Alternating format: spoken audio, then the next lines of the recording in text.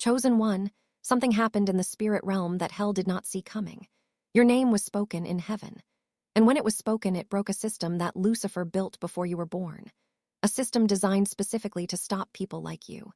And right now, as you watch this, he is still trying to recover from what your life just did to his oldest strategy. Stay with me because what I am about to reveal will change how you see every battle you have ever fought. I need to start at the beginning, not the beginning of your story, the beginning of the system that was designed to stop it. Because you cannot fully understand what just broke until you understand what it was built to do. And you cannot fully receive the weight of what your name just accomplished until you understand the age and the sophistication of the structure that your life just dismantled. Before you arrived on this earth, a system was already in place. A system that had been running for longer than human history. A system built by the most intelligent created being that ever existed before his fall. A system designed with one purpose: to identify chosen ones before they stepped into their assignment and neutralize them before they could do the damage their purpose was designed to do to the kingdom of darkness. This system was not crude. It was not simple. It was layered, sophisticated, adaptive, and had been refined through centuries of operation against generation after generation of chosen ones. It worked through accumulation, through pressure applied at specific points in a chosen one's development, through carefully timed attacks on identity, through the strategic placement of voices that would speak limitation over potential before the potential could fully recognize itself, through circumstances designed to produce conclusions about a person that would cause them to disqualify themselves before the enemy ever had to disqualify them directly. It was elegant in the way that only something built by the most cunning mind in creation could be elegant, and it had an impressive track record. Until you. Type Amen if you have felt the pressure of a system that seemed specifically designed to stop you. I want to explain what your name represents in the spirit realm, because your name is not simply a label that humans use to identify you in conversation. In the spirit realm, your name carries your assignment. It carries the weight of what you were created to do. It carries the frequency of the divine purpose that was written into you before you were formed. When your name is spoken in the heavenly realm, it is not a casual reference. It is a declaration of everything that God placed inside you and everything that your life is meant to accomplish. And when that name was spoken with the full weight of what you carry behind it, when heaven declared your name with your assignment fully activated, something happened to the system that had been working against you. Because the system was built to stop chosen ones who were operating below their full assignment. Chosen ones who had not yet fully stepped into what they were made for. Chosen ones who were still uncertain about their identity, and therefore vulnerable to the identity attacks that the system specialized in. But a chosen one operating with their assignment fully activated, with the full weight of divine purpose behind their name, with the complete declaration of heaven speaking over their life, that was a variable the system was not built to handle. And when it encountered you at that level, it did what systems do when they encounter something beyond their design parameters. It broke. Type 111 to declare that your name carries your full divine assignment, and hell could not handle what it carries. I want to speak about what the oldest system actually targeted in chosen ones, because understanding the target helps you understand why your breaking of it is so significant. The system did not primarily target your circumstances. Circumstances are surface level. Attacking circumstances produces temporary disruption, but not permanent neutralization. What the system targeted was something deeper. Something that, if successfully corrupted, would cause a chosen one to neutralize themselves without the enemy ever having to make a visible move. It targeted identity, the core sense of who you are and what you are worth and whether what you carry matters. Because a chosen one who does not know who they are will not walk in what they were given. A chosen one who has been convinced they are ordinary will not operate in the extraordinary calling placed on their life. A chosen one who believes the stories of limitation and unworthiness that were carefully placed in their path will spend their entire life fighting for a level of existence that was far below what they were assigned. And in doing so, they will never get close enough to their actual assignment to threaten what the system was built to protect. This is why so many chosen ones spend years, sometimes decades, in a fog, Not because they lack gifts, not because they lack calling, but because the system successfully obscured their identity long enough to delay or derail their assignment. And a delayed assignment is almost as effective as a canceled one from the enemy's perspective. Almost, but not when the chosen one eventually breaks through.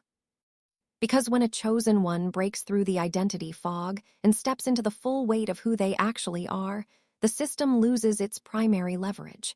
And a system that loses its primary leverage does not simply become less effective.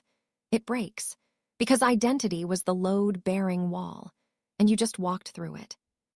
Type 777 to declare that you are stepping into your full identity, and the system that targeted it is broken.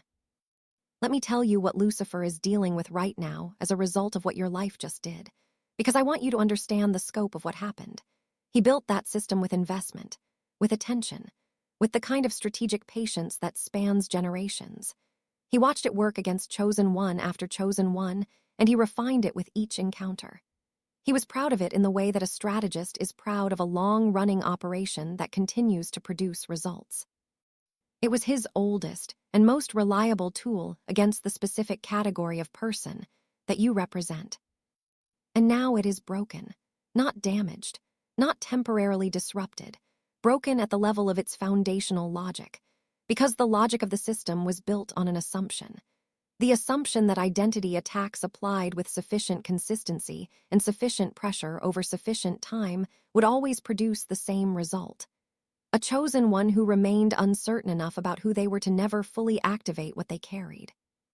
Your life violated that assumption, not in a single dramatic moment, but through a persistence that the system's designers did not fully account for, through a faith that kept returning to its foundation even after the attacks, through a refusal to let the identity assault produce its intended conclusion even when the pressure was at its highest, and through the moment when everything that had been working against you finally encountered the full weight of what could not be shaken out of you, and the system's foundational logic failed. And what Lucifer built with centuries of investment collapsed against the immovable reality of what God placed inside you. He is still rebooting, because there is no quick recovery from a foundational logic failure. You cannot simply patch the load-bearing wall after it has gone through. The whole structure has to be reconsidered. And while he is reconsidering, you are free to move in ways you could not move before. Type 333 to declare that while Lucifer is rebooting, you are advancing, and the ground you are taking cannot be retaken. I want to speak now about the specific ways the system targeted you in your past seasons, because I know that many of you are sitting with memories of attacks that felt deeply personal. Moments when the assault on your identity was so precisely calibrated that it seemed impossible that it could have been random. Moments when the exact right voice said the exact wrong thing at the exact most vulnerable moment. Moments when circumstances lined up in ways that felt designed to confirm the worst things you feared about yourself. Those moments were not random. They were targeted. They were the system operating at its most sophisticated level against someone whose assignment it had identified as significant. The precision of the attack was actually confirmation of the significance of what you carry. Ordinary targets do not receive sophisticated opposition. The level of strategy that was deployed against your identity is evidence of what your identity is actually worth to the kingdom of God. And now that system has broken, which means those attacks have lost their infrastructure. The carefully maintained architecture that supported them has collapsed, and the voices, the circumstances, the precisely timed pressures that the system deployed against you no longer have the same backing they once had. What comes against you now is coming without the system behind it. And the difference between opposition with a sophisticated supporting system and opposition without one is the difference between facing an army and facing a soldier. Still real, still requiring your attention, but not the same threat level. You are facing a weakened opposition in a season when your own strength is at its highest point yet. That is not a coincidence. That is the consequence of what just broke. Type 222 to receive the truth that every attack on your identity in past seasons was confirmation of the significance of what you carry. I also want to speak to what the breaking of this system releases in the lives of other chosen ones. Because what happened when your name broke Hell's oldest system was not only a personal victory, it was a generational event. Systems that have been running for centuries against chosen ones do not break quietly or in isolation. When the load-bearing logic of a spiritual system fails, the failure has consequences that extend beyond the immediate encounter that caused it. Other chosen ones who were being held by the same system are being affected right now. The pressure that was being maintained against their identity through the same infrastructure that your life just collapsed is releasing. Not completely in every case, because the enemy will attempt to rebuild. But there is a window, a period between the breaking and the rebuilding where chosen ones who were under that system's influence have access to something they have not had before, a clarity about who they are. A momentary lifting of the fog, a space where the identity attacks lose some of their weight and the truth of what they carry can surface more freely. And some of those chosen ones are going to find their way to breakthrough in this window. Some of them are going to use the space that your breaking created to step into something they have been trying to step into for years. And they will not know what created the window, but you will know. And I am telling you so that you understand the full scope of what your survival and your persistence and your refusal to be permanently neutralized by what came against you actually accomplished. It was never only about you. It was always going to produce something larger than your personal breakthrough, and it has. Type 444 to receive the truth that your breakthrough created a window of freedom for other chosen ones who were under the same system. You stayed, and staying is itself a declaration that the rebooting system has not recovered fast enough to pull your attention away from what your spirit needed to receive. That is exactly the kind of thing that broke it in the first place. The persistent choosing of what matters over what is louder. What I have in this second part goes deeper. It goes into what you do now. How you move in a landscape where Hell's oldest system has broken, and the opposition is in a recovery phase that gives you a window that you cannot afford to waste. I want to talk about what moving looks like when the primary system against you is broken, because there is a temptation in a moment like this to simply feel the relief and remain in place. To exhale after the long battle and stay where you are, grateful that the pressure has lifted, without fully stepping into the territory that the lifting of pressure has made available. And I understand that temptation. After the kind of sustained opposition you have been under, rest feels earned. And it is. But rest and stillness are not the same thing. And this is a moment for movement, not stillness. The window that the breaking created is real, but it is not unlimited in duration. The enemy will rebuild, not at the same level immediately, not with the same sophistication. The load-bearing logic that collapsed cannot be quickly replaced, but he will begin attempting to reconstruct something. And the distance between now and when that reconstruction reaches operational capacity is the window you need to move in. Not in panic, not in frantic urgency, but with intentional, deliberate, faith-fueled forward movement into the territory that your breakthrough made available. Type 666 to declare that you will not waste the window the breaking created, and you are moving forward with intentional purpose right now. I want to speak about what territory looks like for a chosen one after a system breaks, because the territory I am describing is not geographical, it is spiritual. It is the territory of your full assignment operating without the level of resistance that was previously maintained against it. It is the territory of your identity functioning at its designed capacity, rather than at the reduced capacity that sustained identity attacks produce. It is the territory of your gifts, your calling, your purpose finding expression in the natural world without the invisible ceiling that the system maintained over them. In practical terms, this looks like things finally moving that would not move before, doors opening that were held closed, people receiving what you carry in ways they were previously resistant to, opportunities finding you with a frequency and a quality that was not present in previous seasons, a sense of alignment between who you are and what you are doing that was always meant to be there, but was being disrupted. These are not random improvements in your circumstances. These are the natural consequences of a chosen one operating in their full assignment, in a landscape where the primary system of resistance against that assignment has broken. Expect these things, not passively, with the active expectation of someone who understands why they are happening, who knows what broke and what that breaking releases, who can look at the opening doors and the increased favor and the new alignment and call it by its right name. This is not luck. This is the aftermath of a spiritual system failure working itself out in the natural circumstances of my life. And naming it correctly keeps you anchored in the truth that prevents the enemy from rebuilding the identity confusion that was his primary weapon. Type 777 to declare that you expect and receive the practical consequences of hell's broken system in your daily life. I want to address something that some of you are going to encounter in the coming days. As you step into the movement that this window makes available, there are going to be people in your life who do not understand the shift they are seeing in you. People who were accustomed to the version of you that was operating under the pressure of the system. The version that was smaller, more uncertain, more likely to defer and diminish and hold back. And when they encounter the version of you that is operating without that pressure, they are going to be confused by what they see. Some of them are going to celebrate it. Some of them are going to be threatened by it. And some of them are going to try to pull you back into the version they were comfortable with, not out of malice necessarily, but out of the discomfort that people feel when someone they knew in one state becomes something larger in another. Do not let their discomfort write your ceiling.